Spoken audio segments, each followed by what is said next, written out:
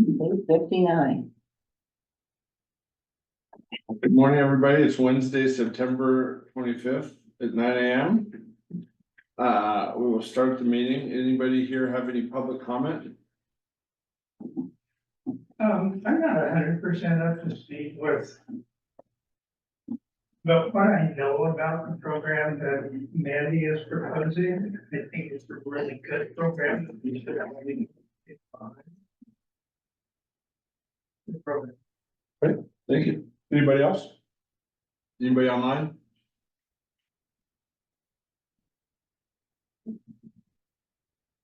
Okay, we will start off with number one, the High Desert Christian Academy Communications Director, Mandy. All right, thank you. Okay. It's Sarah, right? Okay, sorry, I got confused between the city council meeting last night and the county one, so I like got the planning commission meeting, the agenda, everything. I was like, poor Sarah, I'm like, what? That's not our agenda. Anyways, so I just want to apologize for that. I was laughing. I'm like, she must think I'm the biggest idiot.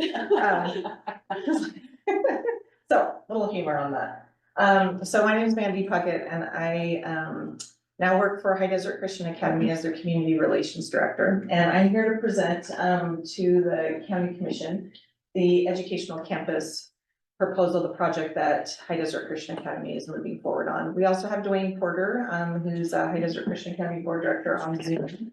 I don't know if there's other board directors on Zoom or that are trying to make it. And I'm joined with by Maggie Hale. She's the principal of High Desert Christian Academy. She'll be co-presenting with me today. And I don't know if Dwayne has access to speak or and listen to those, but Do they have access to yes. okay, awesome. He might. Yeah, you should be able to hear me. So Dwayne and I are both kind of leading this committee, and so we've been collaborating with large parts of the community, kind of hearing feedback about the educational campus. So I'm just going to start off showing you kind of what it's about and the work that we've done and kind of our work from here forward. So okay, next slide. So Steve Forrester also was wanting to join us today. I don't know if you'll see him popping in here soon. He presented with us at the city council meeting last night. So if he joins in, he might just be a little late.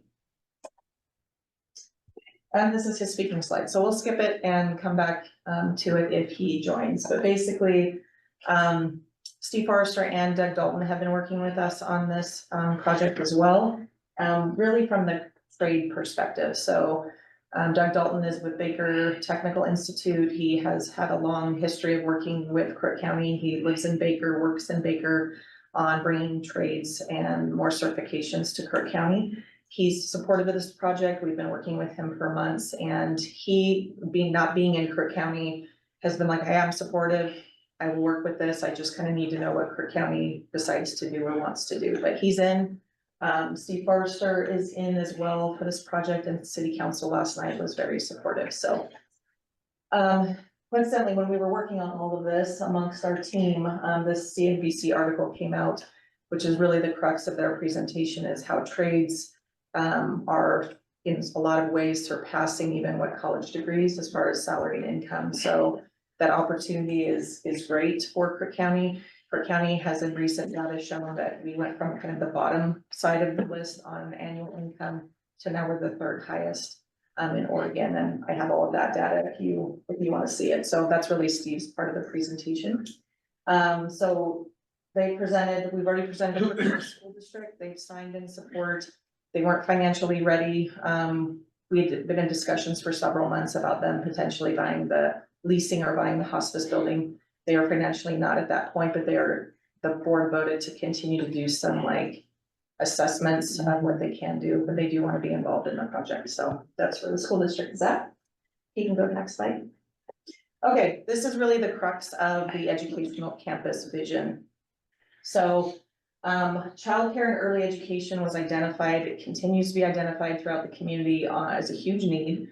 And that is a role that High Desert Christian Academy is filling and expanding rapidly because the sheer demand. I don't know if many of you follow the Prineville Information Facebook page, but it seems like it's almost weekly someone is posting me or a parent is asking, what do you do for your child after school? Because even elementary age parents are really struggling where their kids can go after school because Kids Club has a waiting list. So I'll turn it over to Maggie at this point and she can share the childcare, what's happening there up at HDCA on the campus.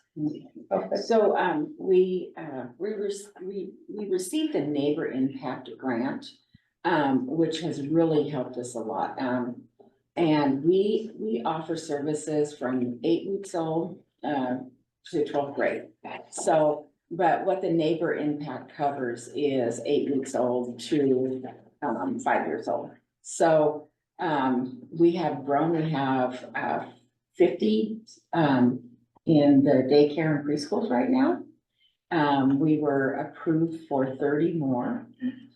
And the neighbor impact, that grant money has helped us remodel 3 more rooms. And help with the salaries, the equipment. It's been a real blessing to us. So then we have the after school care, which now, last year, we had vans going and picking up kids, our own vans. But sweet Mandy called up the bus at the transportation department, and now they're bringing the kids to us in the school bus. So that's wonderful, because that saves us a lot of hassle and, you know. So right now, we're even maxed out there too. We have 20, I think 23 or 25 after school kids. So so we close at 6 o'clock, we start at 6:30, so we can have even before care. And yeah, that's pretty much it. We've been just truly blessed with they gave us 250,000 for the grant. We've just been truly blessed and been able to remodel and do a lot of things with that, so.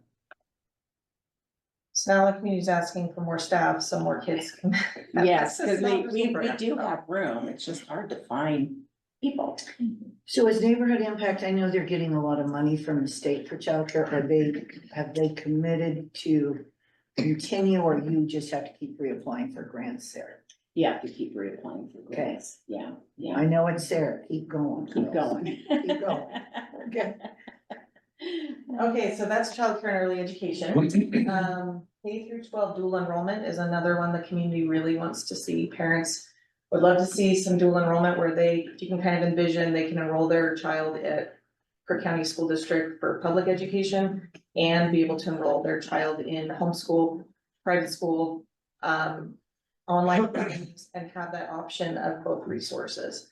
Because a lot of times what you find is people often feel like they have to pick one or the other instead of being wanting to take a couple classes through a different school, a different program. Maybe the big kind of thing is some people are concerned about the state's health curriculum that's coming down from the state. I don't know if you followed a couple, like a year or two ago, it was front page in our paper about the state of Oregon Department of Ed had mandated sex ed at kindergarten through 12.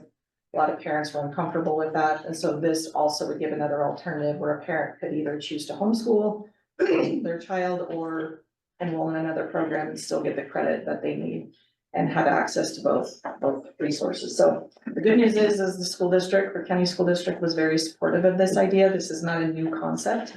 Maggie's been around for many, many years, and even students that were enrolled at High Desert Christian Academy would go to public school for welding class. So we're just trying to kind of formalize that instead of making it an unknown thing. And the great thing is Crook County School District's been really great about that concept, so.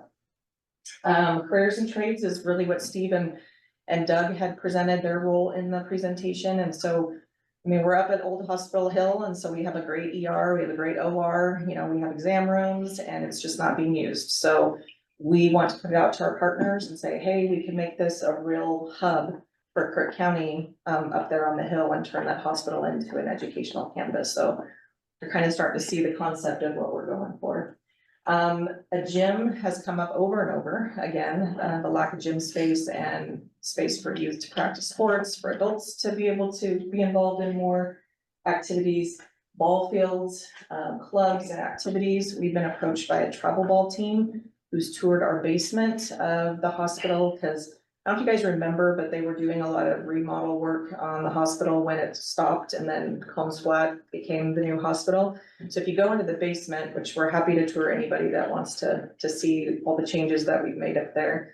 There's like batting cage kind of styles. I think it was meant for servers, but there's these brand new chain link fences and boxes that, of course, the travel ball coaches came in and they were like, this would be perfect for our kids to be able to come and use it as batting cages. So I immediately called the city and the county and, hey, what's the feasibility of this? And it's all, you gotta get your architect to kind of come in and assess and look at code, and there's sprinklers and light bulbs up there. So, you know, a little bit over our head as High Desert Christian Academy, but basically what we're saying is we need help to know what's feasible, you know, paying for our architect to come in. And if we want to do this for a community benefit, we need help and be able to do that. So all of these things have been approached to us as possibilities. Transportation is another one that has come up. If there's some sort of transportation system that can go between the schools, between the sites at this campus, so that students who are enrolled in Crook County School District can come up to, you know, the campus and vice versa, for classes. And then, other educational family services, what else do people need? I know at city council last night, vocational rehab came up as a question.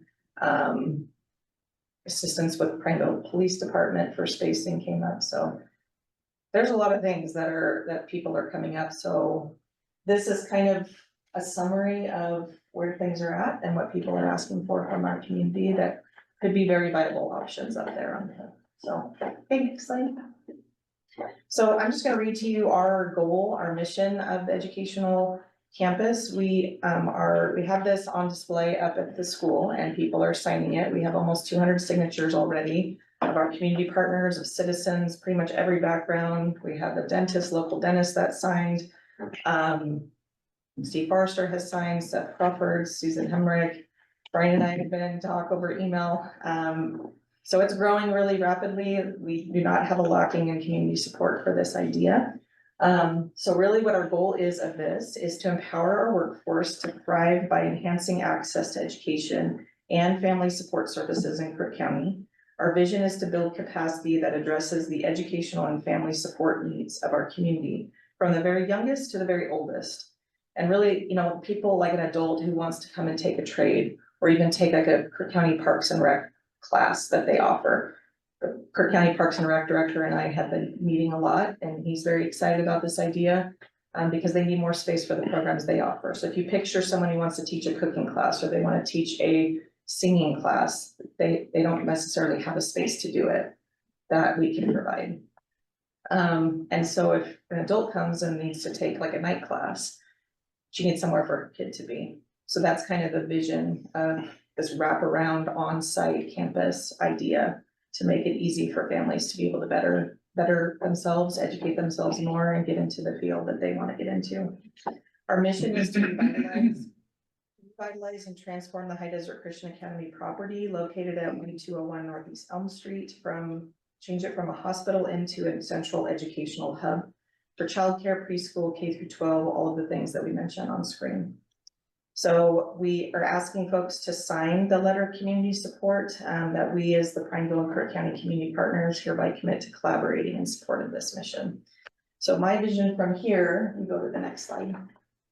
Before we get into the property, is to finish getting the formal support that we need, ask for letters of support that we can accompany into a funding proposal that we will then send to several foundations and ask for pitching in, if you will, from our community of what they can afford to contribute to this mission.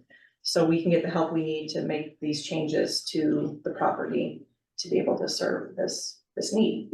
So really what's in it, we get asked what's in it for High Desert Christian Academy. I mean, obviously to lease the space would help the school continue to expand and grow. And what a better way to do that than make it a whole educational campus. We just didn't really want to lease it out for office space here or this here, just make it a hodgepodge. We really want it to serve a good purpose, so. Okay, Maggie's gonna take this part. Okay, I'm gonna get up because this is the first time I can like point at things. You're like, I have to do it from afar. So in the blue, the 1 and 2 is, of course, the police department, and this is the city water. So, this is where we are, where the cross is. Again, we didn't mean to do that, but that's how it just so happened to be, and we're blessed for that. So right here is where our early learning division is, and it is expanding up to this area. This is our elementary. This is where our library, it's the old maternity ward. It's, we have 2 libraries there. We have a couple of classrooms in the staff room and a conference room. And then down here is our elementary. And, at the bottom, it will start our junior high and high school classes. Right here in the old pharmacy is, well, the 4-year-old classes there right now, because we're still remodeling their room. So, that is usually where we have chapel, music, and then we have another classroom right here. And then you go into here, and that's where all the clinics, the doctor clinics were. So, lots of little rooms. Hospitals, when you go into them, it doesn't make sense. But it made sense to it. So, but all those, rooms just need to be knocked out, and you have an empty canvas. You can do so much there. And then as you go up into 5, you're going into the operating rooms, and you're going into the emergency, area. So this is where I think BTI is kind of more interested. This is where we would kind of like to expand our school eventually, but we are open to also leasing that. This area right here is the old hospice, which we now call storage. Storage. And, the Crook County School District, that's what they were interested in. And so this is for lease or for sale. And like Mandy said, they have access to a road right here, and to make parking right here would be great. And then you go into, there's where our playground is, the helipad. And then you have this area, clear to Main Street, that is open, that we could use. My vision is a gym with wraparound classrooms or after school care. They could be just all right there, taken care of, go ahead, use the gym. We have plenty of space. Our, Parks and Rec kind of is looking at maybe a ball field. So, but there it is. We're just blessed to be able to be a part of this, this historical place. Like Seth Crawford said about who was it that? My grandfather, Your grandfather. when I think Brian and his family were very big part of building hospitals, well. Yeah. Back in So, 54, yeah. so, wouldn't that be wonderful with all those wonderful people that invested into this property? And it turned into something for kids and, our growth in our community. So that would be great. So, thank you. And then underneath here is that 13,000 square foot basement. Actually, 16. 16. All right. So, there's another one over here, 63. 63, so. Those wire cages were to store medical records.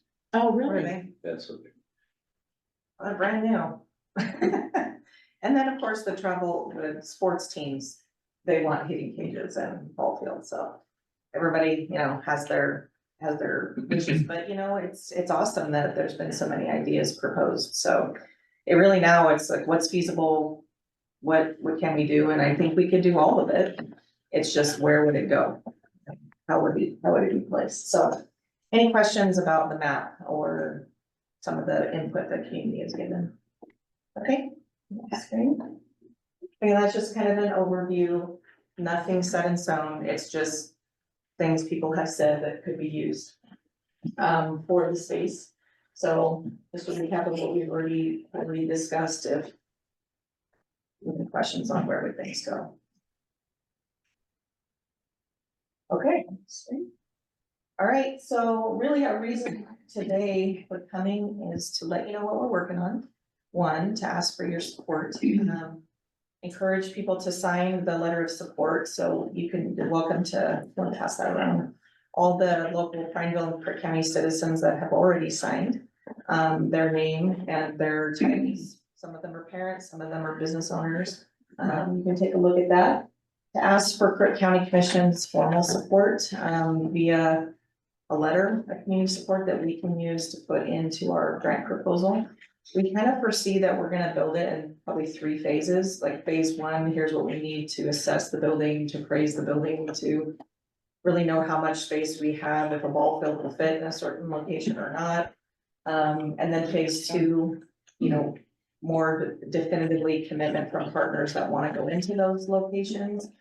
Some remodeling does need to be done, because I mean, if you think about it, just the ER or the OR, that could be a vet tech program, it could be a nursing program, it could be a dental hygiene program, I mean. It just really depends on who wants the space and what, you know, what partnerships we can create for that. But we wanna be able to have that available to Crook County and see this as a draw for Crook County to be known as like a regional hub, if not a statewide one, because we don't really know of any other communities that have a concept like this one. So it's a pretty unique opportunity.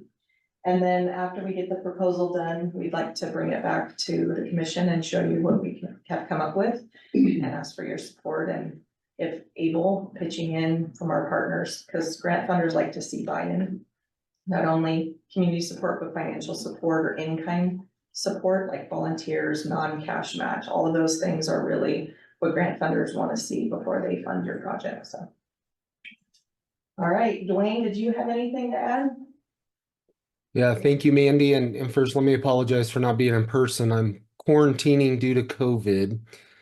But in addition, as we move forward, execution can be the most difficult part, and funding can be the biggest challenge to that. But the first step I was also asking when we get there is, with the supportive organizations, identifying the right people to be involved to continue through the planning, construction, and then execution as we move forward. So, excuse me, kind of plant that seed in mind too, and looking for support in the way of letter for grant funding, et cetera, but also looking into the future when we get to those stages of who are the right people to be involved to be able to put this together along with High Desert Christian Academy. This is an awesome opportunity to take what I might call, and was referenced, the legacy of Hospital Hill, and expand that into a complete community education center and hub, and even regional. In fact, meeting with and talking with Doug Dalton, he said, you know, nothing like this and what they've seen being able to be developed in region, and even a regional pull to Crook County. And I don't think Steve Forrester was able to show, but I'll give a statistic that he shared. A number of years ago, Crook County was close to the bottom in the state of per capita income. And now we are about third in the state in the way of income per capita structure. And with that, we have, of course, the data centers have brought some of that to Crook County, but we have a tremendous opportunity to take what we've got and develop that into something we're not aware of anywhere else has been done. And, you know, that's where we're really looking for the support, but also moving down that path to a point of realizing that capability.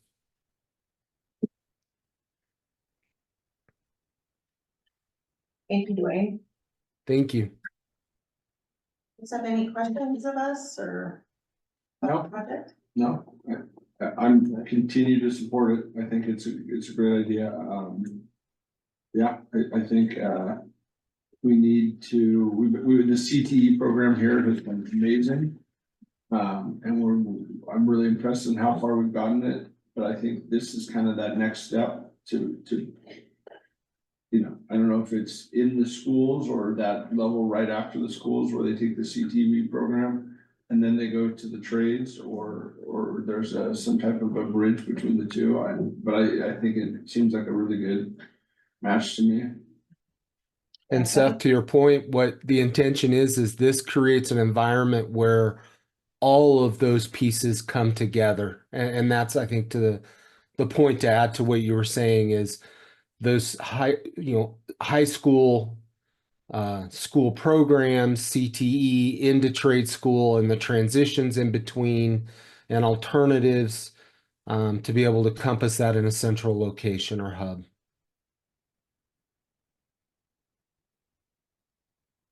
Another question that we've gotten is indoor versus outdoor trades, and so just to let you know, the status of where we're at with Baker Technical Institute is there's not enough space at the hospital property. It's about between 12 and 13 acres and over 90,000 square feet of building space.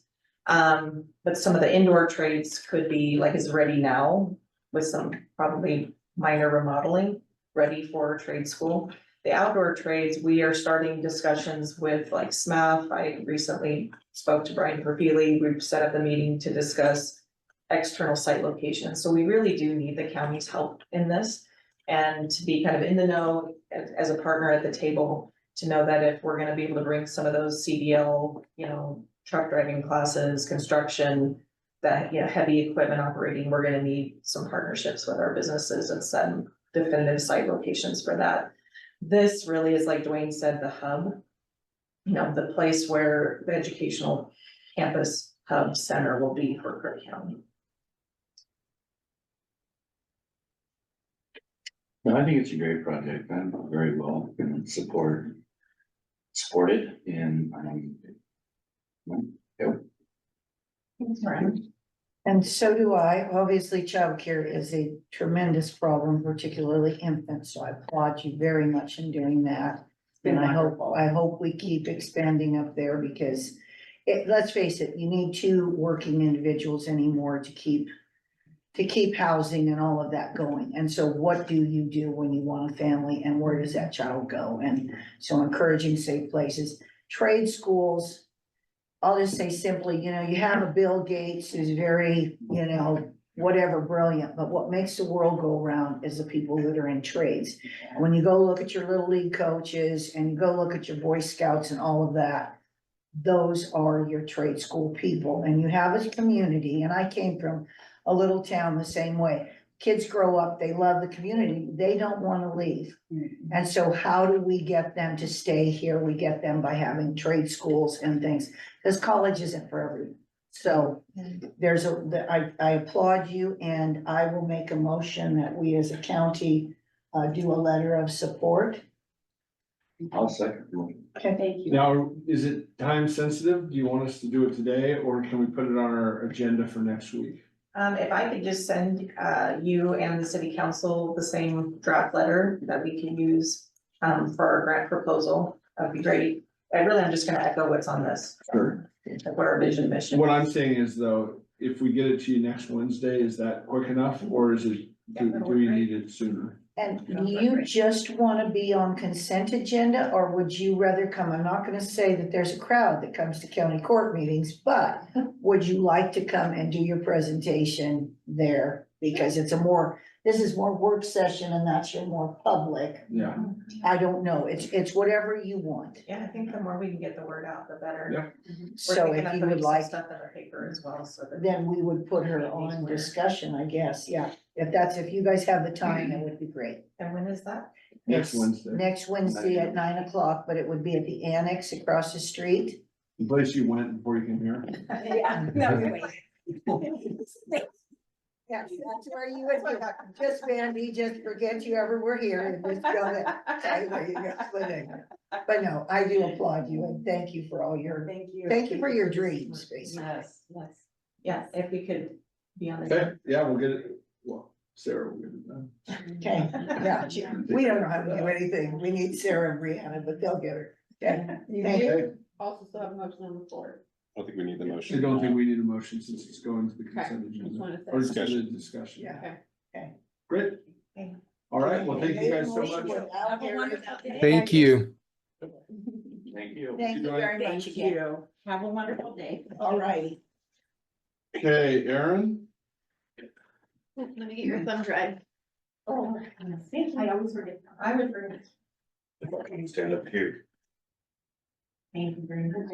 I should be significantly shorter. I'm here, to ask for a question, for signature on the, Measure 4002 deflection grant.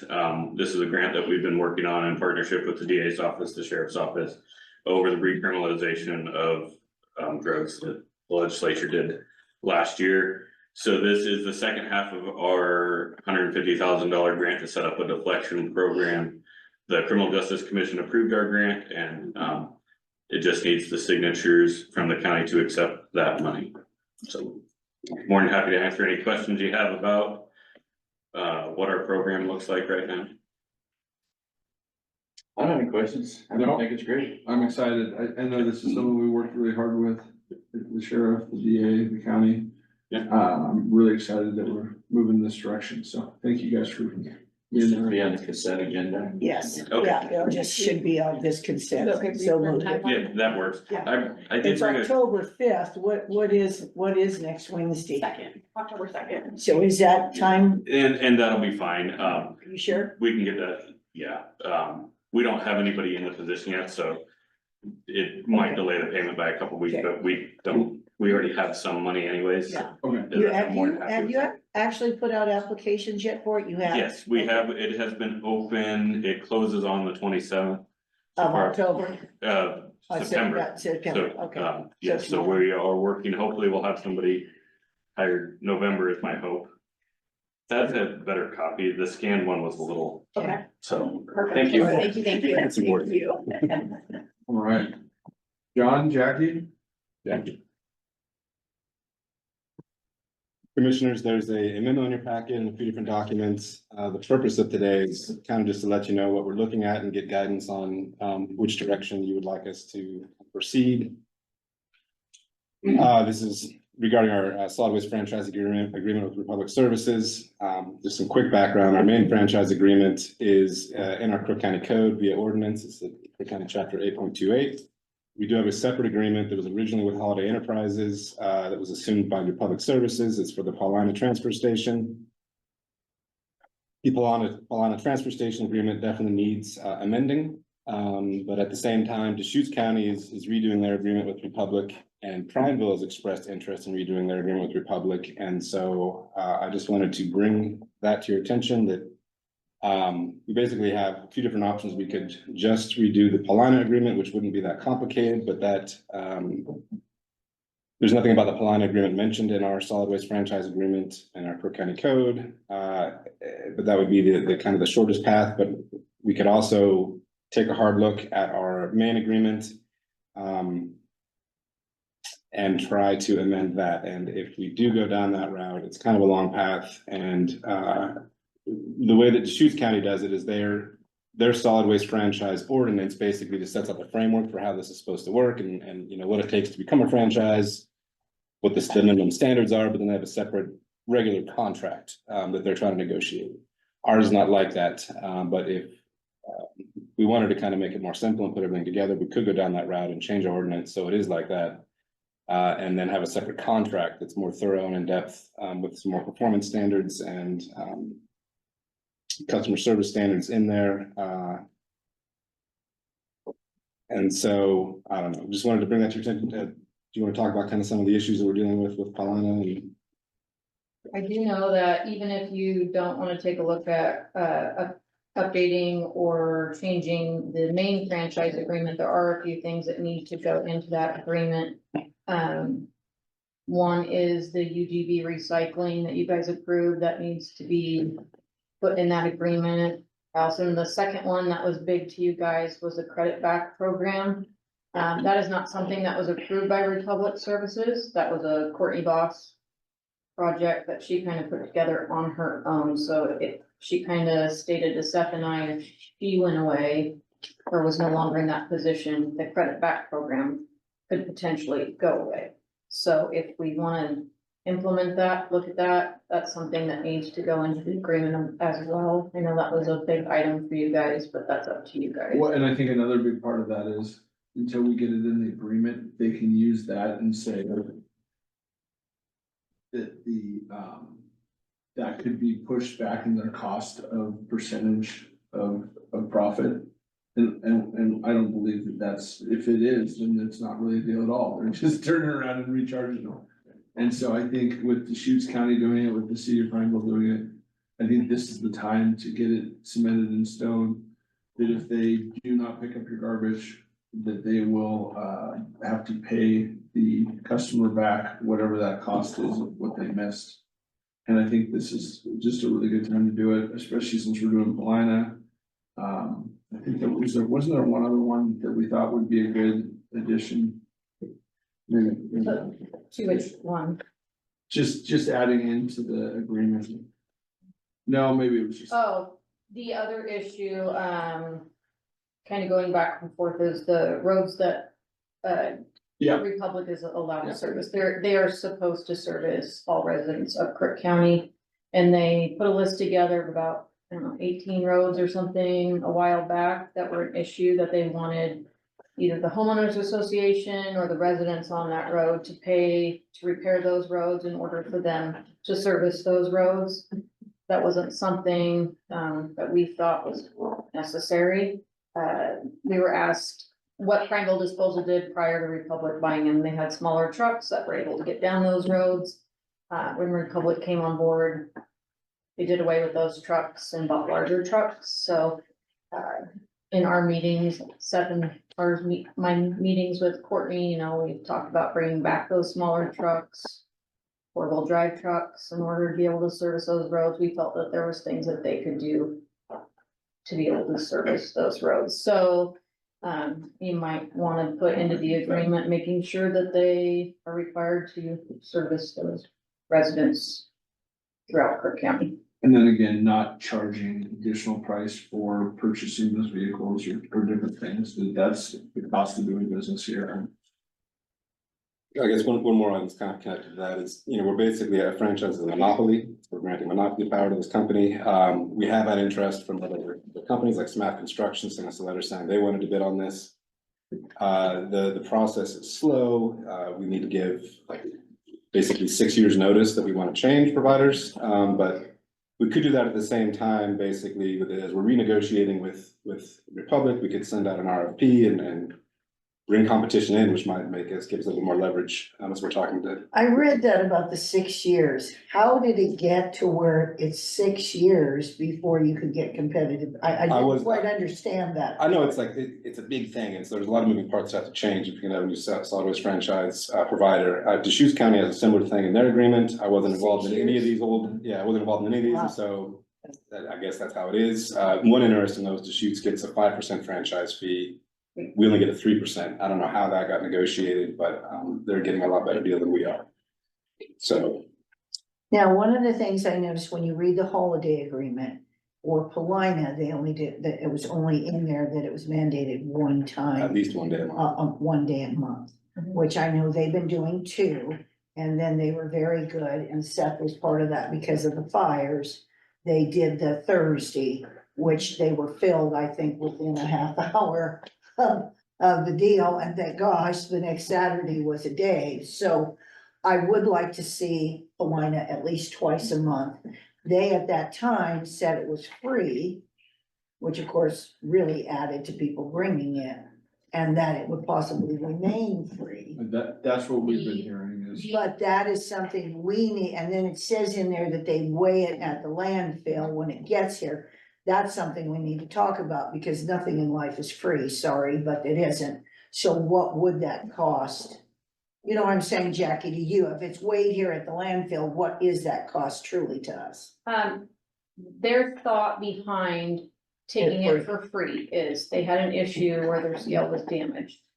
And they had to pay to replace some of the components of the scale. It's not, they're responsible for the scale, but it's not their scale, right? Correct. It's our But scale, it but they're does responsible for say, it maintaining. does say in the holiday agreement. Right? They are That it's on responsible for, us. they No, are, it's their responsibility to maintain and Yeah. repair our equipment. sorry. Okay, okay. And they don't gotcha. It's our property, our equipment, everything, but But they we pay don't to have to maintain pay, and okay. operate. Okay. So they had an issue. The scale company came out to do their annual inspection. Their weigh cart went through the scale. It's got some rotten boards and decking across the top. Obviously, yes, that's not So good. it's a rather expensive fix. Okay. Republic is not interested in continuing to pay to maintain the facility because it's not their property. So, this is my thought, is their thought is, if they don't have to weigh it there, they would not have to pay the maintenance to maintain that scale, which is quite extensive. So if they didn't have to weigh it and they just took it for free, which they state they only make $500 profit at Plina annually. I don't know if that's true or not, but that's what they told Seth and I last. They do weigh it when it comes to our facilities. There's no issue there. So Is there any cost at that time? No? just a disposal fee back to Franklin. They would just Disposal, pay, not they would pay residents. whatever the weight is, they just wouldn't charge the citizens to Yeah, dump the it. citizens- So would as not far go as back to the the county, citizens. we're getting waste, Yes, but we're not basically out of pocket any money, but No. we actually are cleaning up an area that could be burning or being thrown out the back Yeah, the door. rest of that is the same process Okay. they're doing right now. They bring it to us, they're still paying late fee. Okay, Nothing affects the So- residents out so there. what is your thoughts on them not fixing the scale and doing that? I mean, I know the people in Paulina are gonna love it, and it might prompt more waste to come to there, which would be good, because you don't need, it always makes me upset when I go up into BLM and there's trash all over Yeah. from people. Yeah. But yeah, No, I see where they're coming from. I don't Okay. see a problem with accepting it for free. I'm more concerned with what goes in the boxes, so as long as they're not taking Because- prohibited waste, then. so would they still have, I saw there was a couple things, one is you just keep the gate open. You take the garbage when you want, that takes away you with your prohibitive stuff. So would they still send someone now to keep that out? They would need to keep somebody there on staff for those events. So twice a month? DEQ is not in favor of unmanned sites that are left open to anyone at any time. So that would also be something you would have to get approval from DEQ if you chose to take the gate off and just let whoever in there. If you wanna look at options of maybe seeing if Republic wants to hire a local resident out there to open it more. You know, they could look at doing things like that, so it was available to the public more often, if the county agreed to that. But as far as leaving it open. to Yeah, I whoever mean, at to any me, time. that just seemed pretty, yeah, Yeah. I agree, I totally agree with you. But somewhere, I don't know if it was your document, somewhere it said leaving the gate open. I'm assuming it's your document, but anyway, but yeah, It was an item that was discussed, but I do know that DEQ is not in favor of Okay. unmanned or open Okay. facilities. and it might be very much help them to just have. But again, you still have to have someone come out there and get that container. Mhm. So really having them come out, get the container and sitting there for 2 hours and coming back. Is that that big a deal? it just depends on how fast it fills up, I mean, if it's filling up in 2 hours. Well, yeah, but that was because they hadn't had a couple months of service. That's what I'm saying, if And- it takes a week And and a half to we fill it up. told everybody, get your garbage together, and it's summer, you can't burn. I mean, there's a lot of, yeah, I mean, I'm for it, cause I can't stand to see garbage laying around, but yeah. I would say just let that, I mean, if they wanna do it for free, let them do it. Oh, no, I'm for it. So where are we right now? Are we waiting for Deschutes, or do we wanna move forward and renegotiate? Where are we right now, I guess is what I'm asking, Deschutes County was in negotiations earlier this month. okay? I tried to reach out to Jeff Merwin, he's hunting. He won't be back until the beginning of October. I don't know how their negotiations went. I also asked him about the 5%, if that came about now, or if that was always the case, just asking that question. City of Redmond held their own negotiations. I don't know how that went either. I don't have a contact for City of Redmond, but, last I heard, they were both using that Deschutes agreement, both City of Redmond were both using the Deschutes agreement. Did you send that to them? Isn't it that? Okay. But yeah, I don't know how it went. It's a great agreement, it is, has a lot of great ways to hold Republic accountable, and that's the goal for Deschutes County, is they are on them Yeah. to get their service done correctly. Look at the attachments, They have fines, fees, their reporting that's required back to Deschutes County is remarkable, and I think it's necessary if you want to hold them accountable. My issue is you need somebody that's gonna sit and enforce this, which is a lot, if you choose to do this agreement. Well, I think the next step would be, if we are interested in adding some of these things to the agreement, start working with the city to see what their thoughts are, if they want to be part of the negotiations, and either they are or they're not, and if they are, I think we come in together as a group. And I think if they're not, then I think we just move forward as a county and continue to pursue them.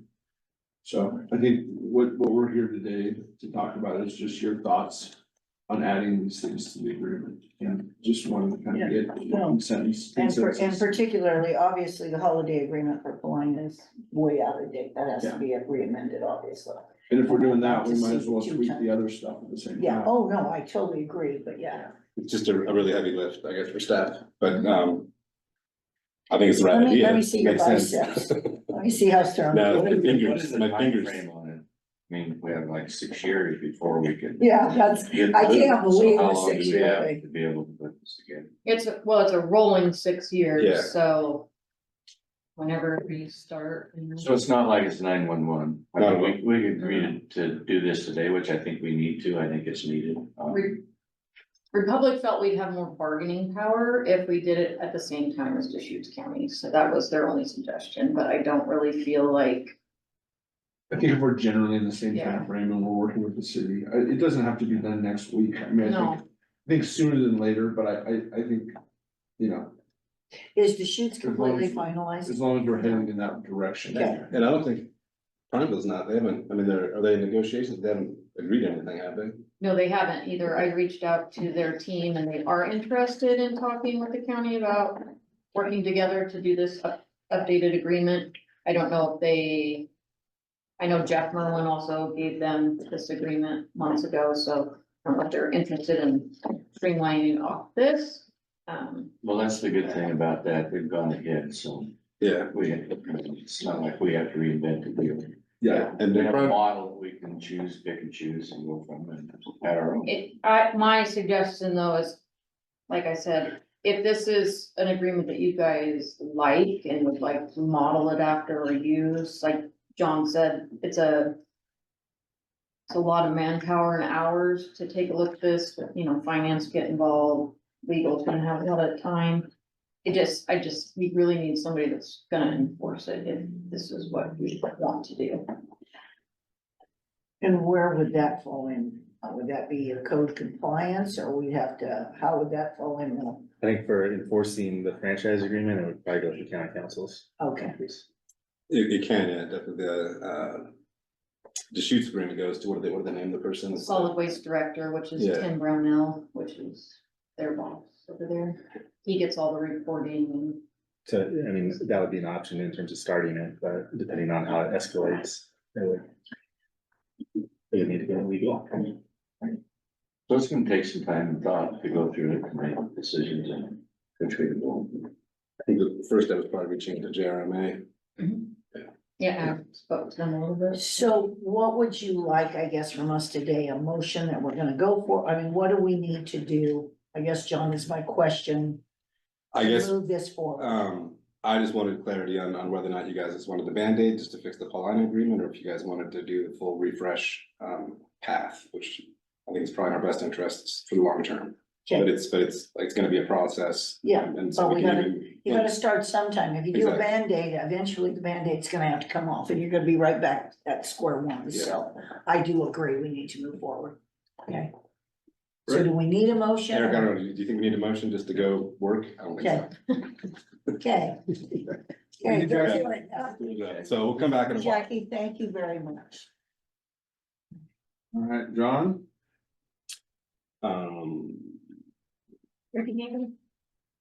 Change order? Yes, all right, so this is a change order, I think maybe the final change order for the Justice Center.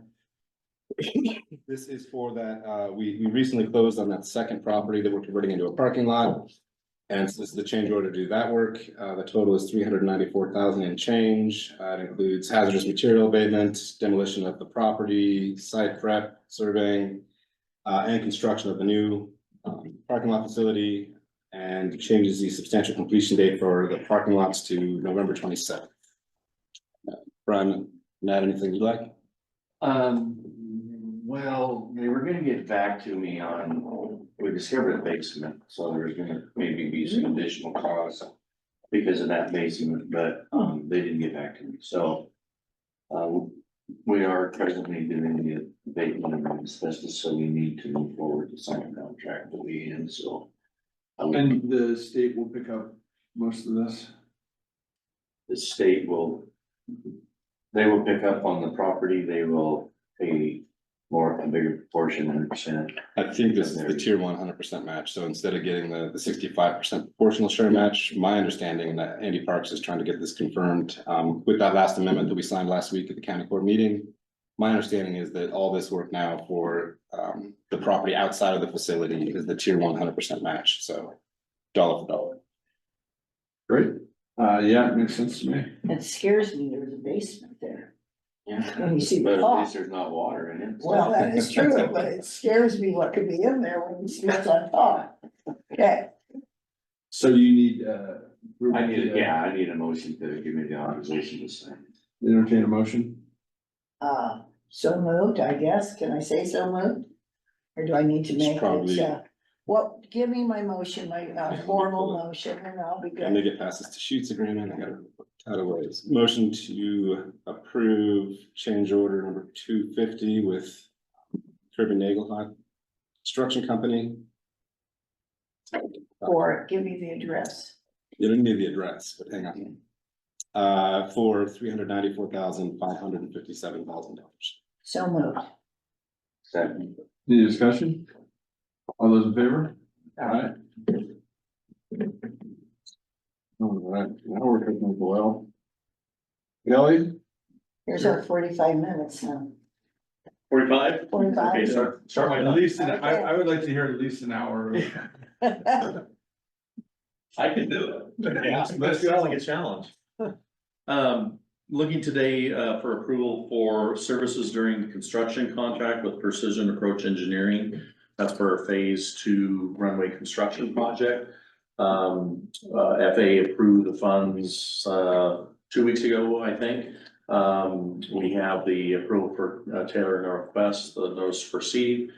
So this is the, I guess I'd call it subcontract. So our consultant Precision Approach Engineering has a master contract, which is a 5-year contract. So this is a sub-agreement of that, which is, we're calling task order number 1. Again, construction services for the runway project. The contract is for $586,750.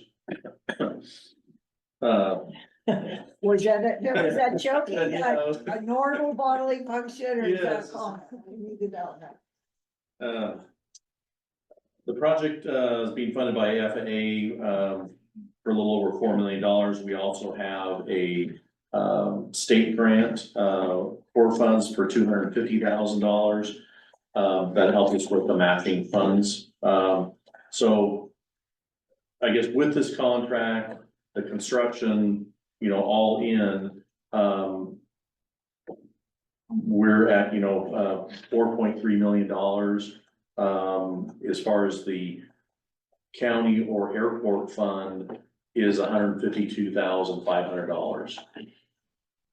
So we're leveraging, a huge amount of money for, $152,000 is a lot of money, but we're leveraging a very large project for that. This is in the budget. We've talked about it with Christina, and it's been a discussion for a couple of years. So anyway, looking for the approval for that. It doesn't happen today. We can put it to this consent agenda or discussion next week, however you want to go. I just wanted to present it to you here so you had time to think about it. Great. Thank you so much. Do you guys have? Yeah, it's a good project. It's, FAA has contributed a lot of money to the airport in addition to this, and it's gonna be, we do the secondary runway lights.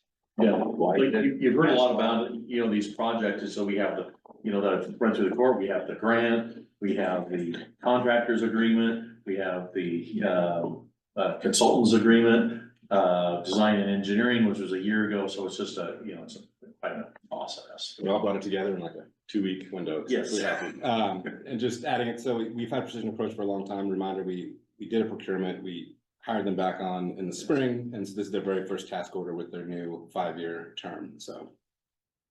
We run for a And while. it's all within our budget. It's all within our budget and per FAA requirements, we did an independent fee estimates. We had another engineering firm run the numbers on the same project and it was within 10%.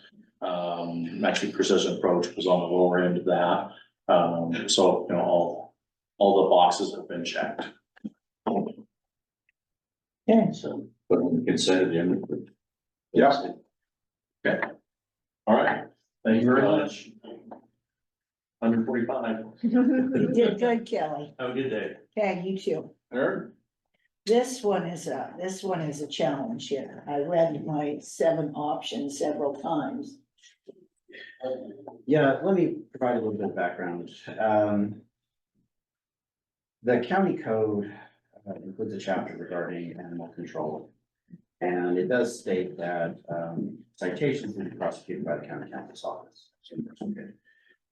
Lately, we've had a whole bunch of those, and I'm pleased to say that every citation that we've taken to trial, we've prevailed on, maybe not on all of the counts, but at least on one count. So thus far, at least we're batting 1,000 on convictions, but it is taking up a great deal of it.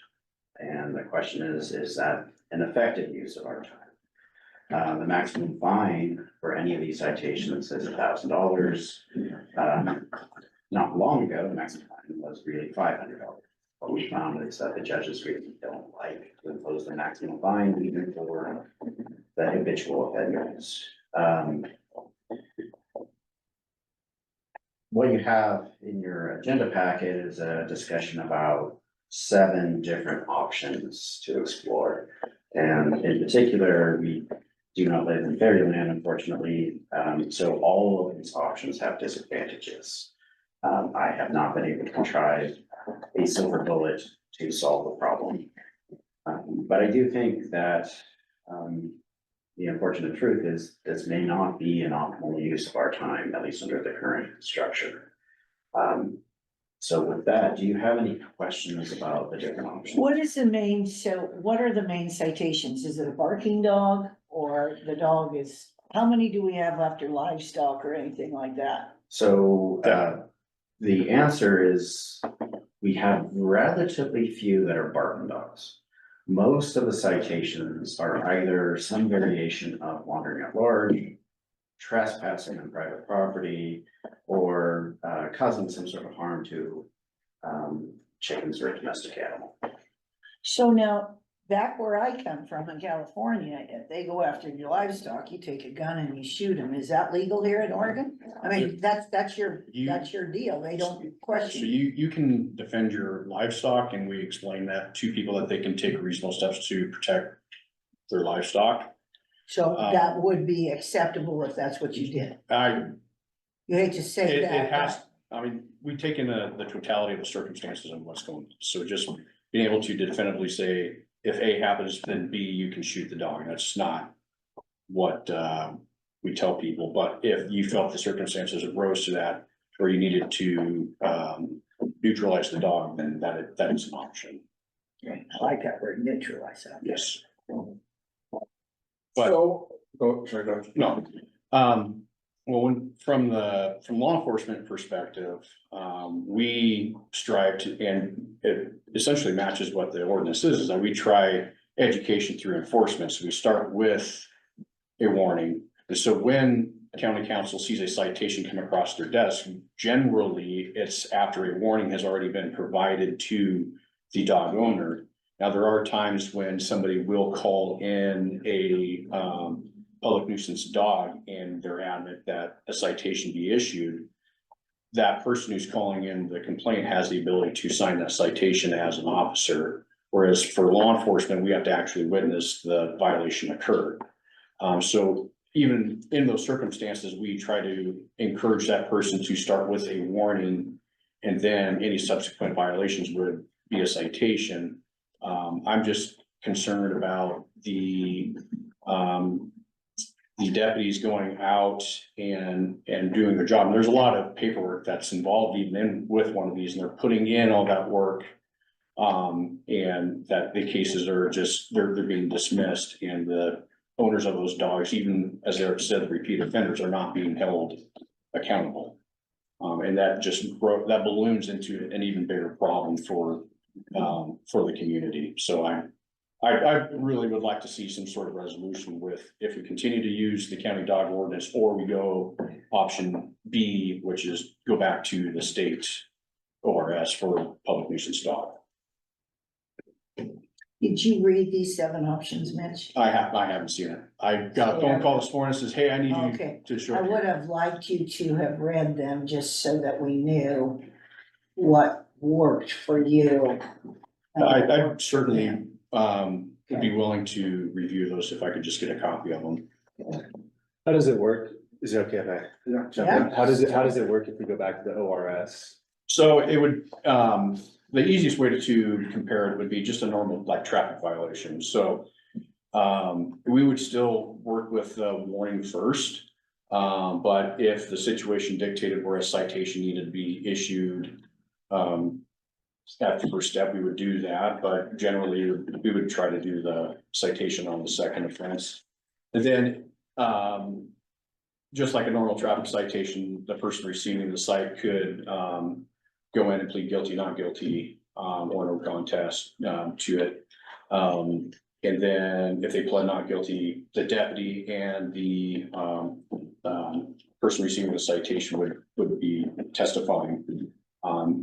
It just, what under the county ordinances, if you start diving into the weeds of some of the ordinance verbiage, the county also bears some responsibility, especially if the dog's impounded, or if we have a repeat offender, and the dog needs to be impounded, or if there's an issue of rabies, the dog need to be evaluated by a veterinarian, the county can get those costs back from that expense. So along those lines, one of the options was getting an outside legal firm to do it. If we were to do that, can we charge legal fees if the person loses the trial and pleads not guilty? And Probably not. You could fine, but we wouldn't be able to say you have to pay for, some time. several $100 worth of outside legal fees. What option did you like? I read all 7 and I'm not sure that one reached out to me. Yeah, so my least favorite is option 7, which is the status quo. Okay. If the current ordinance is kept in place, I think it should be modified so that there would be some sort of, first of all, removing dogs wandering at large from citable offense. That's different from dogs trespassing on private property. But if they're just wandering on the streets. Sorry to interrupt, it sounds like. Yeah, I disagree with that. And the reason I disagree with that is, there's gonna be a snowball effect, and even a dog running out on the street. There is the possibility of a person, no matter if it's an adult or child, being bit by that loose dog. And so it should apply to trespassing on private property, but also just running around out in the middle of the street. Here's part of the reason why I think that should be removed from the citable offense. If all that happens is the dog is wandering at large, there is no menacing of persons, there is no chasing of livestock, there is no trespassing, there's no destruction of private property, public property. Frankly, the judges do not like hearing these cases. What is the harm that actually happened here? Not what could have happened, but what actually happened. And I think also, the benefit that the county gets from these type of convictions is really quite modest. Again, the presumptive fine is $265, it's at court at the time. I also think it might make sense to have some sort of strike system, like with barking dogs or different types of citations. Clearly, if someone is menaced, if someone is bitten, that should be immediately citable. But other types of frankly, less significant violations, maybe having a 2-strike or a 1-strike system might make sense. It looks like Katie has some input as well.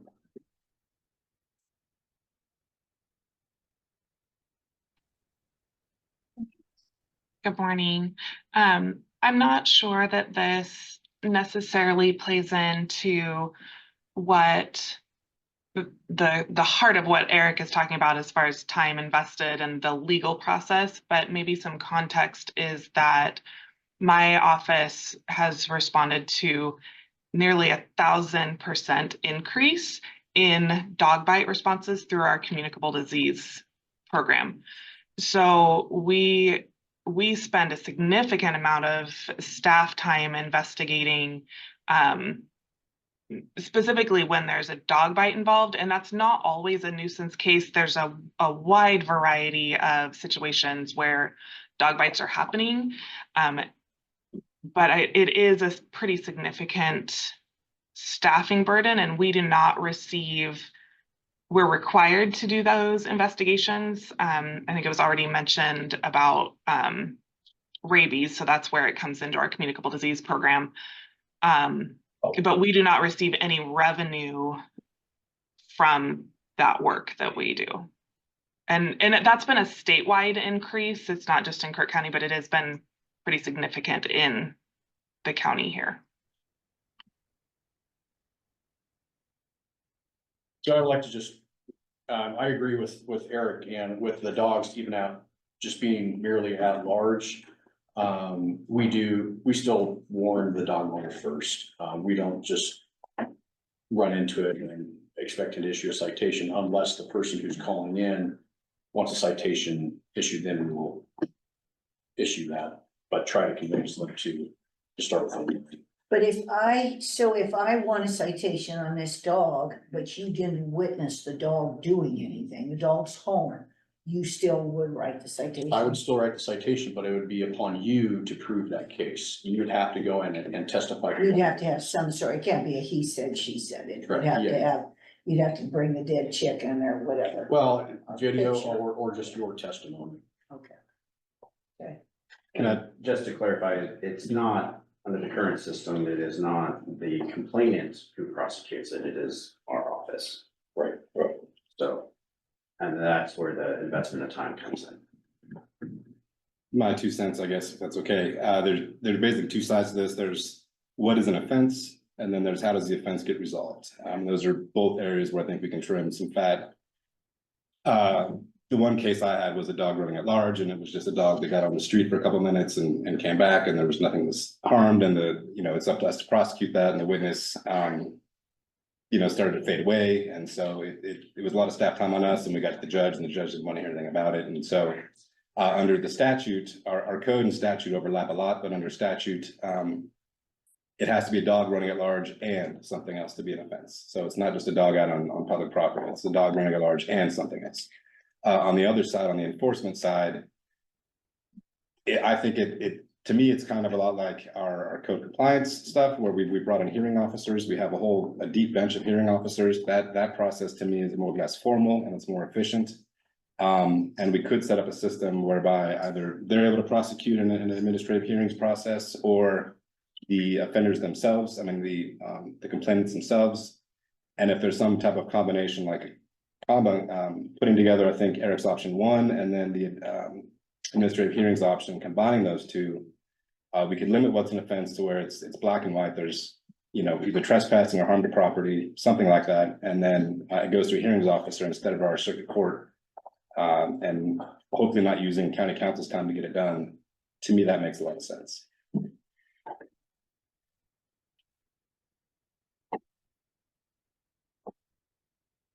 Yeah, I concur. Yeah. Unless they plead guilty. It's going back to somebody to try it, unless we can do this alternate. Eric, real quick, Eric, I think so if it's circuit court and there's a fine, that fine goes to the state court criminal fund, right? But if it's a hearings officer complaint, that fine then would come to the county. Is that how it works? I don't remember. If it's a hearings officer, the fine would come to the county. There's a section in our code that talks about how violations of the county code that are prosecuted in the circuit court are meant to come to the county after the court deducts its court costs. I don't know if that has actually happened, and frankly, the fines we've received so far have been pretty modest, just because of the nature of these types of fines, so I don't know if we would get anything once the costs are deducted. Yeah, okay. So you were looking for a modification of step 1. And then the hearing officer, which I can't remember where that was, but, It's option 5. okay. Who would prosecute under that? It's up to us. I mean, we could change our code to, we would need a code change. And we don't have an equivalent of fluid seals, I guess, for dog cases. I mean, we could try to get one set up, but otherwise, I mean, it could be county council, it could be, as Eric said, it could be the complainant. Or we could have a Lewis Seals type equivalent from the sheriff's office to prosecute those. Oh, I think that we complained it. That's up to you guys. It's not but that's an option. I mean, would it be possible to set up something similar to the process that you outlined, Mitch, when it's prosecuted under the ORS, where the complainant comes, or not the complainant, but basically the person receiving the ticket shows up, and then if it's the sheriff's office writing the ticket, then, the officer that wrote the ticket would come and testify. I mean, that's certainly an option. I would like to see the options and maybe if we come up, modify the options and that suits everybody. So why don't we do that, Eric, is send Mitch a copy and get their advice on this instead of the guys that are out there Yeah. doing this. And bring this back at a later, bring this back at a later date. And hopefully we don't have a flurry of dog complaints this month. But I'd like to see you look at that and study it, too. So can we need a motion to do that, or is that okay, the way it is presented? I'll put my head It's together. already been done. I'll put my head together with Sarah about adding this to, probably not next week, but the week after. Yeah. Perfect, okay. Okay. Eric? This is not for approval today. This is currently on the agenda for October 2nd's meeting, but what you have in front of you. Thanks, Mitch. Is an update to the county's biennial equal employment opportunity plan. First, I'd like to take a moment to thank all the department heads for compiling information about the demographics of the workforce. Unfortunately, the county's current software program for employee management just does not allow the extraction of that kind of data. So I appreciate them gathering this, sending it off to us, and from which we compiled. In short, the idea of this program is the county will examine its workforce to determine if there is some sort of statistically significant disparity in one of 112 different categories to see if maybe if there is some sort of statistically significant disparity, what the source of that disparity is. Is it, for instance, racism, or is it random chance? You have here a description about what the EEOP is not meant to do. That's on page 2 of the plan. This has involved the county trying to extrapolate the best way to determine what is statistically significant. And pages 3 and 4, we have a description about why ultimately I would recommend that the significance is determined by a standard deviation of 9.51%. That is not the lowest of the potential answers. Lowest is 8.55%. But for the reasons described here, I think that makes the most sense just on a purely subjective level, because if we use the absolute lowest, that means the county is only comparing 3 out of hundred and twelve categories. Whereas if we use the next lowest, we are comparing 17 out of 112 categories. In this case, we ran both numbers and the outcome is the same for using either the lowest or the next lowest potential standard deviation. So we have a happy outcome there.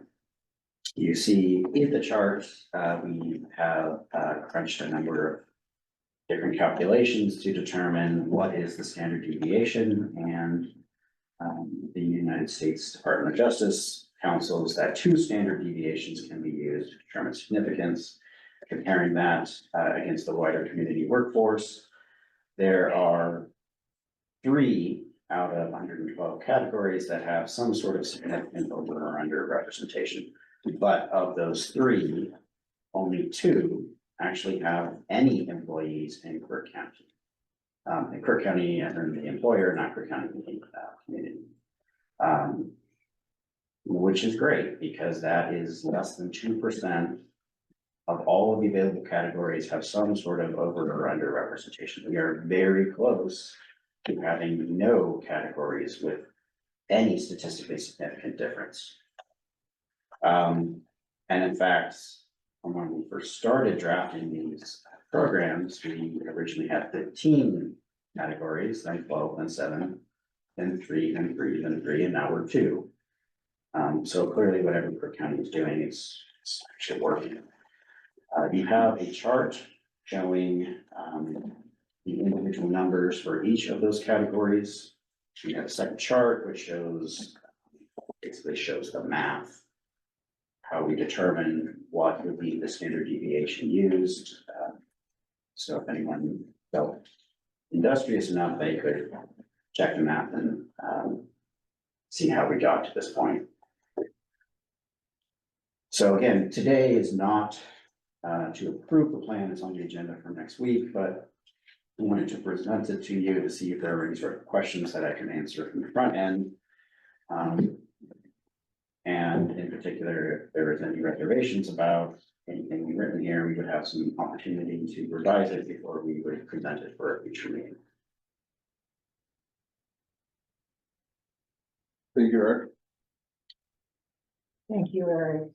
I'm sorry that you have to go through that. So I want to, yes, I'm very sorry, but I guess we're not supposed to say that. Why not? I mean, I'm all for taking care of everyone equally, but Yeah.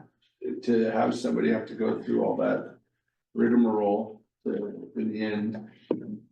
Gives them a Find break out from we're dog doing it. cases. Find out we're doing it. Yeah. Okay. Thank you, Eric, for your detail. Very much so.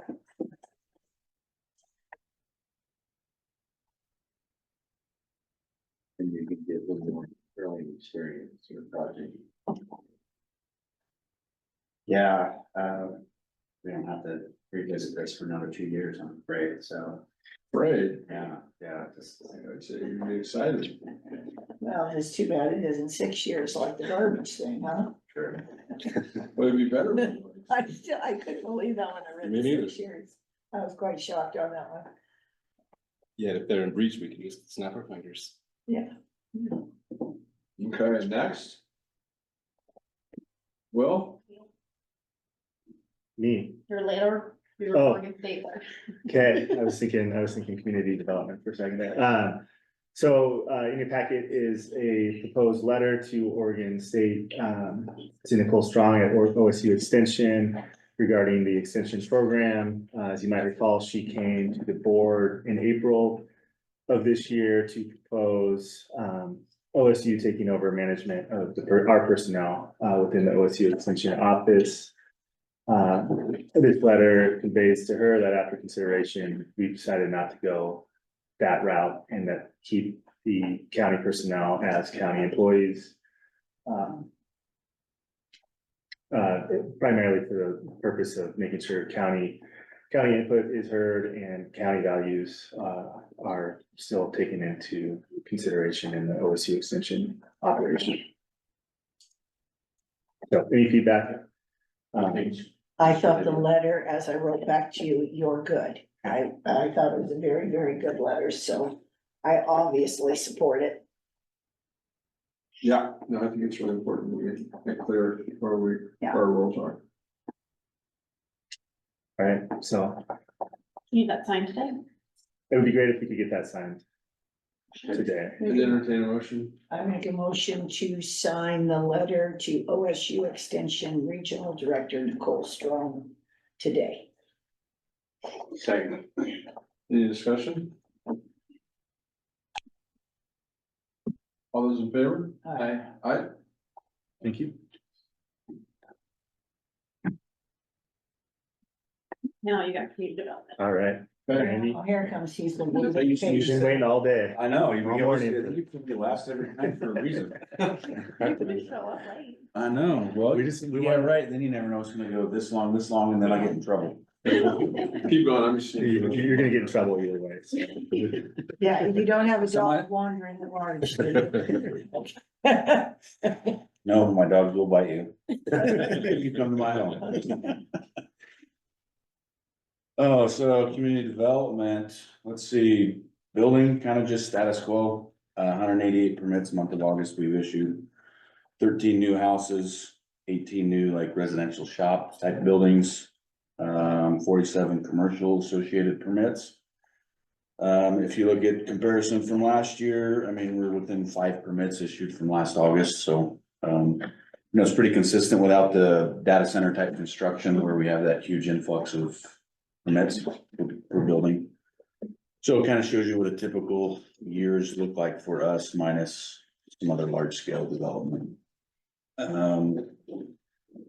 Currently almost 200 houses under construction, where we're seeing 714 additional residential associated type permits, 270 commercial permits. Averaging still right around 1,000 inspection site visits a month. So that's our team going out, individual properties, performing different various inspections. Larger projects and stuff like that, you know, is a reason for the development of most of these meetings. You know, like we said, we've got the Justice Center wrapped up. We finally got the H occupancy at, up on the old campus wrapped up. It's the second H on that facility, just a high hazard. It took our team about two weeks or so trying to get that one ironed out. They've got a TCO. They needed a couple small ancillary items buttoned up, so we issued them a TCO on that one.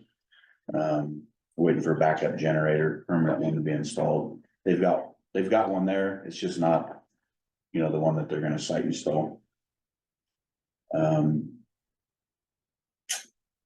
Let's see. The other big one too is city of Prineville. We've got, I think, 12 duplexes that are application at the city. They're gonna go below DR Horton, about there where they did the pump replacement for OID. That back lot behind Ray's. Oh, right alongside, is that Laughlin? Yeah. Yeah. What are So- they gonna do there? So there's application for 12 duplexes alongside there. Sorry, Behind Ray's. yeah, Yeah. on that strip of land, yeah. Yep, that strip of land on the other side below the hill, so, you know, development wise, they're gonna put the houses towards Laughlin, that way, you know, we've got. Obviously, because of the hill and the houses above, you know, we gotta make sure that they don't maintain any type of degradation of the mountainside, so. We'll see how that goes out, but it looks like that's it. I mean, we've been waiting for that one, but it's 12 duplexes right alongside there, at the fire department access road, kind of between the road and the hillside. So we're not cutting into that bank, minimal as possible. I don't know if you guys. What are the traffic implications there on that? Cause you kinda got a thoroughfare going there. Is that being, That's city. So, they're the ones that will be dealing with that? yep, so city of Prineville deals with that portion of the traffic impact. There was, you know, mitigation, trying to figure out Russ's hammerheads in there, because at that point, it is not a public road, it's a private road. So just like some of the other developed, streets within the city, you know, you get a lot of people, you're putting 12 duplexes in. Small area with a small private road, you know, Russ had some concerns over enforcement that he's trying to work on for, you know, fire department access, ambulance, all that. Cause at that point, the city police wouldn't be a public road for enforcement. So I know there's, you know, that was some of Russ's concerns for any type of emergency personnel that needs to show up to those sites, but again, that would be all city of Prineville traffic stuff. Well, they're going on the lot behind the mall. Yeah, so you got Ray's and then that vacant lot where the pumps are. So it's actually on the other side. You know where that little old wooden pump shed is sitting there kind of just alongside the So road? it's going on the north side of the highway. Going on the north side, you know. Yep. And so they're going to develop most of those homes. If you've been up, Mackay, you know how they did that Mackay Meadows, a little bit of deal across from Apollo, where a lot of those houses, the front of the houses are actually to the street, so they get those addresses, but they got that kind of ridiculous alley back there for access. That's kind of a similar type situation. They're gonna have a lot more room for road system back there and parking than they did on that Mackay Meadows, but And is that where they would park? yeah, Or they would not, there would be driveways going in onto the street then? it's limited Again. parking for each space, yeah, Okay, yeah. which means they probably will try to park on the street if they have more than, I don't think there's parking on Laughlin there. you don't think it's red? No, and so I that's, don't think I think they would be blocking a bike lane and. Well, I would think they would, but is that, again, It's a designated truck route too, so. yeah, that seems very problematic to me right there, but. yeah, in the city, like I said, that was in their planning goals. They have put a road, it's kind of like a loop road out there behind, so if you come off on the north side, it kind of loops around close to that embankment. It sounds like they may have some provisions where, some of the bank encroached a little bit, where they may have to do some retaining walls to widen it through there, to have enough space for the units, plus parking, plus the road width. But they work with Russ for emergency access, and so, but there'll be, again, that whole hillside, you go down, I guess you would sit at the Wild Ride and look at the new houses on the hill, it's kind of different from growing up here, but there'll be a few more in there. Now, I don't know if you guys noticed Madras Highway, they're stripping it. I did see that, yeah. We haven't heard from those developers in probably 5 months, and over the communications regarding the plans, even the civil site plan for their sewer, water, storm. We've still got outgoing corrections with the designers, trying to ask information. So even though that they've got it grubbed out, we still have not issued any plans and have comment to try to negotiate some of their design. How many units was that? Man, I thought it was like 500, so. I heard 330. Maybe it's 330. I mean, it's a large complex. The first phase is gonna be, I think, 5, 6. I take that back. We do have the clubhouse, because in association with these apartment complexes, they gotta put like a community center type thing in. That one was fine. We're in negotiations with some of their larger apartment units, because they try to go to that type A I've referred to, which is almost, 3/4 the size that you're normally allowed. They're gonna do those, and then the second phase is they're doing like some cottages, like duplexes, and it's kind of like a little, not as dense housing. Is the community center gonna have a pool and a park, like a little barbecue area? Yeah. Yeah. And then there's also some conversation at the city for the apartment complex at the Old Mill site, so where we thought and been waiting for a couple of years for us as far as work. Sounds like we may get hit this winter and be very busy this winter. So, depending on how fast they go. Cause the one at the old mill's 300, isn't it too? I don't remember how much that one was. I mean, you have these stocks and then 2 years later and a million projects in between. Sometimes yeah.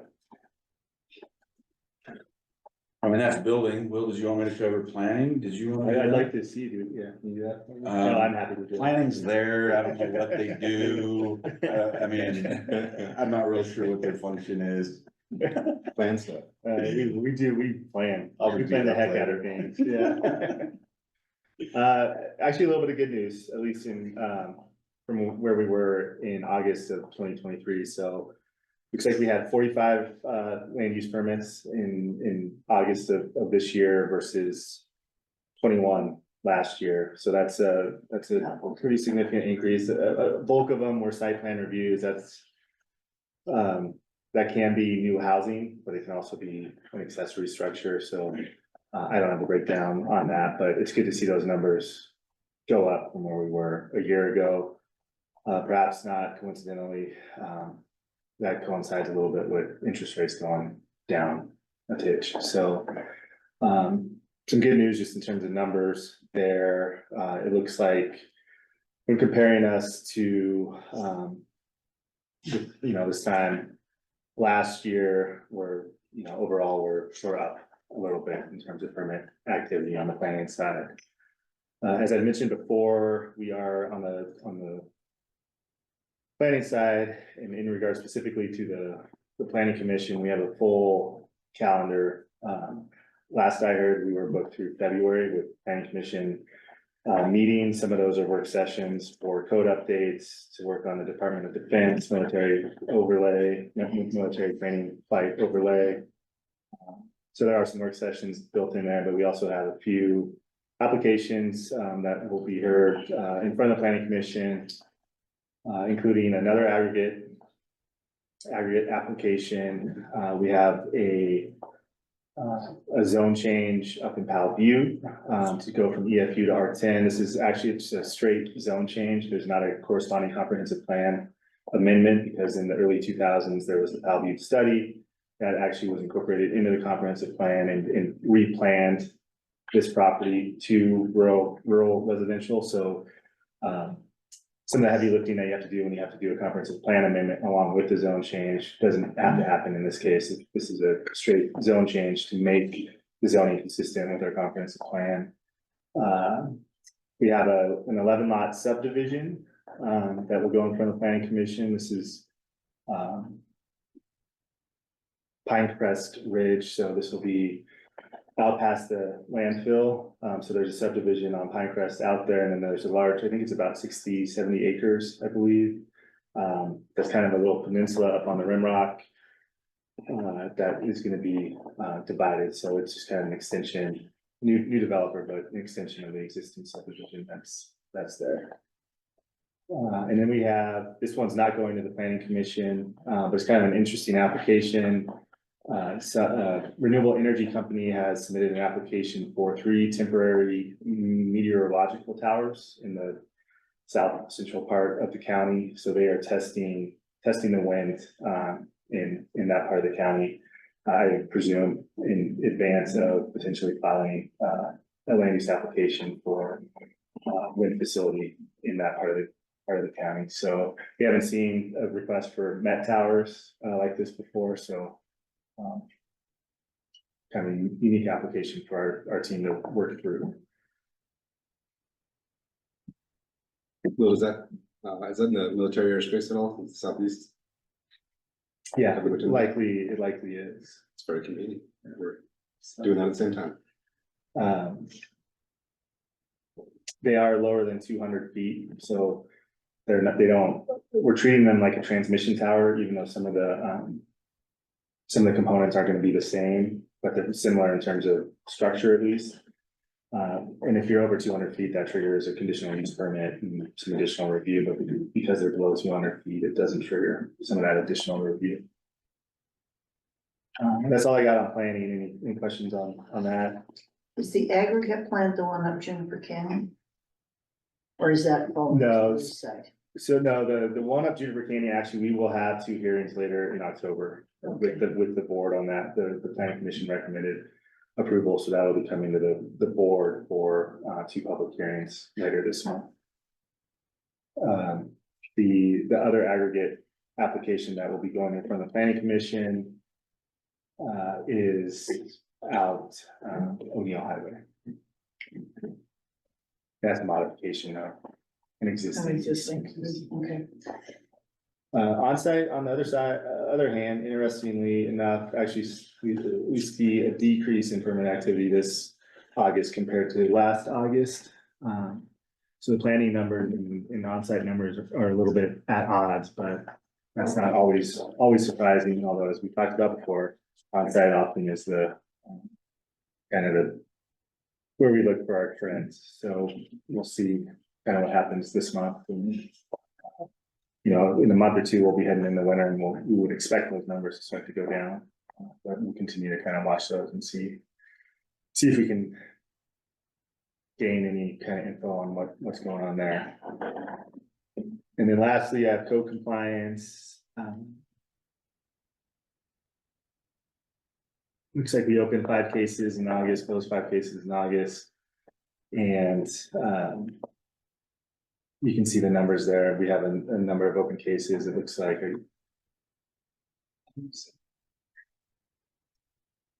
almost 60 open complaints at this point. So that's what I got for you. Great. Thank you. Any other Thank questions? you. You're very welcome. Well, and you have a report? Hey, you too. Thanks, Randy. So, yeah. For interim manager report, I just wanted to note that the compensation review committee that the board approved we convened a couple times over the last couple weeks. I think we're getting our legs under us and are starting to, get in a spot where hopefully we can review some of those flag positions efficiently. The plan is to get through those initial reviews. We have regular meetings scheduled to get through those initial reviews, get through those, and then hopefully the committee won't have to convene on a regular basis. It'll be on an as needed basis, but the committee has been working on reviewing applications, and I'm optimistic we're gonna start making some good progress on getting through those flag positions. That's all I have for you guys this morning. Susie? So I have a letter before you, and it is basically, was kind of a template letter that was sent, and what it is basically saying is that when they developed the National Old Growth Amendment, they excluded counties from participating. And we are asking them to include counties so that we can participate on a local level. And if you look down, it states about that we commented on Will Creek, and it talks about the ones we've already commented on and how important we feel the county should be included in this process. Totally agree. So I would just ask for a signature. This can go on consent agenda. We can sign it today. It's whatever you guys want to do. No, I agree. However, do you need? this Whatever right away? whatever you want. Is it I time can't remember, sensitive? it was time sensitive, I wasn't it, think Sarah? it was time sensitive. Yeah, I think maybe we are right. That's why I jammed it on here. Yeah, the comments are due the 27th. Okay, yes, so I need a motion to sign this today and send. Was that a motion? Was that a And motion? I make the motion to sign this land management plan direction for old growth forest conditions today and send it promptly. Second. Any discussion? All those in favor? All right, Aye. okay, thanks, Tim. Okay. On to, Any other updates? You guys? No? Do you have anything? All I have is that Friday is education ribbon cutting at the Industrial Center from 3 to 5.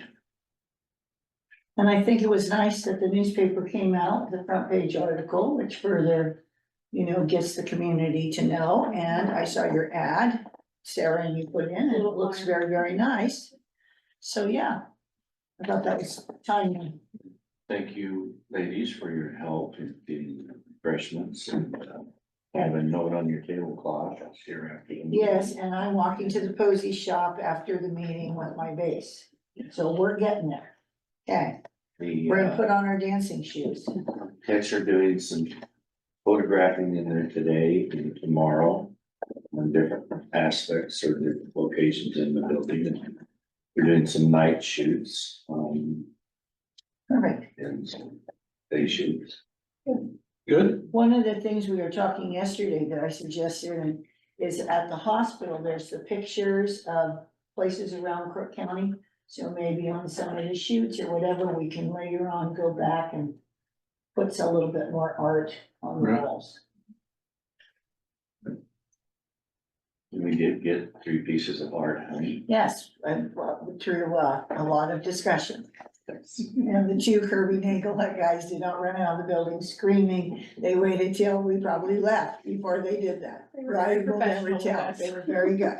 Yes. That's all I have. All right. Okay. I'm gonna get a cup of coffee. Crook County Commission will now meet in executive session under ORS 1926602D, conducting deliberations persons that anyway can body carry on labor negotiations. And ORS 1926602A to consider the employment of a public officer, employee, staff member, or individual agent. Representatives and newsmen designated staff shall be allowed to attend the executive session except for under ORS 1926602D. All other members of the audience are interested in the room. Representatives and newsmen are specifically directed not to report any deliberations during the executive session, except to state the general session sessions previously announced. No decision may be made in executive session. If you do the executive session, return to open session, welcome the audience back in the room. Oh. The Crook County Commission will now, what, can I read my deal first that you just asked for?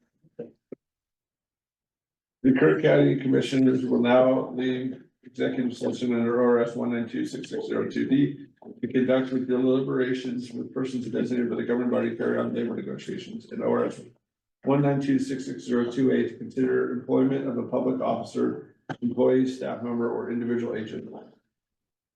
Representatives and newsmen designated staff shall be allowed to attend the executive session except for under ORS 1926602D. All other members of the audience are asked to the room. Representatives and newsmen are specifically directed not to report any deliberations during the executive session except to state the general sessions previously announced. No decision may be made in executive session.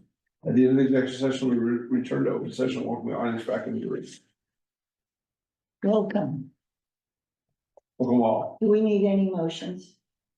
I think on the 2A motion to direct staff to proceed as directed in executive session. So moved. And. Yeah, and we made a motion, okay, so I can have a little bit of clarity here, I got the update from Kirby. And we were at 394. For the Justice Center. Let's get the motion Yeah, the motion on the first. floor done, and then I think we can move on and do If we this. have a motion on the floor, we need a second. Yes, you need a second for me, please. Thank you. Any discussion? All those in favor? Aye. Aye. And I think for the matter under 2D, I don't think that there is any motion in that. We'll just let the meeting know that we're not quite ready to meet tomorrow. And that we'll try to schedule a future date, and meanwhile, we'll try to gather information and bring back. What we'll do first is bring it to you in a future executive session and then see about scheduling the meeting with the union. Thank you Sounds very like a much, plan. Jerry. Thank you, Eric. And what do you got, Brian? So I have another contract. Because of the basement, so that cost is $403,797. But the Which isn't in it, 394 is the yeah. base, right? It's not in addition to the 394. No, it's total It's just an price of increased 403, amount. increased to 403. And that's still the 1-to-1. Good. It's the same task order, but just with the Same change. task basement's order is just added. redone because of that basement that I mentioned.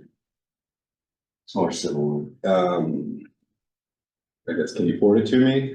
Eric, what do you think about amending the motion from earlier? It has to be approved today. Yes, it does. Still the same number, 159, all that's the same, it's just a new amount. So maybe what I might suggest is, I mean, you've already sort of been principal, the Board of Commissioners already approved the idea. There are some variations, so maybe what the Board of Commissioners could do is delegate authority to Commissioner Barney to review the updated change order. And if it's satisfactory, to approve it. I so move. Second. Any discussion? All those in favor? Aye. All right. Anything else? No. Adjourned. So there was a wild horse killed on the